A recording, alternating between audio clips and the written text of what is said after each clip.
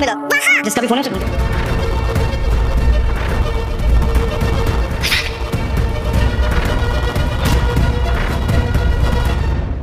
आने वाले एपिसोड होने वाले हैं सनसनीखेज। जी हाँ दोस्तों, दरअसल आने वाले एपिसोड में आप देखेंगे मायरा के हाथ एक फ़ोन लग जाता है, गिरा हुआ होता है। तो मायरा उसे उठाती है तो अरमान को दिखाती है। अरमान कहता है कहाँ से मिला बेटा? तो मायरा कहती है वो उस साइड से मिला है मुझे।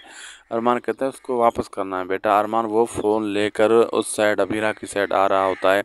तो उससे पहले विद्या अरमान को देख लेती है तो वो शौक में आ जाती है, अरमान कहाँ से आ गया यहाँ पे। तो वो चिल्लाने वाली होती है, लेकिन उससे पहले अरमान अबीरा के बहुत करीब आ जाता है वो फ़ोन वाला लौटाने के लिए, भाई ये किसका फ़ोन है।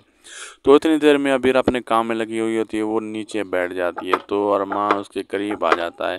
अब आगे आने वाले एपिसोड में ये देखना होगा कि अब आगे इन दोनों के दरमियान अब क्या बातें होती है और विद्या इनसे मिल भी पाती है अरमान से या नहीं।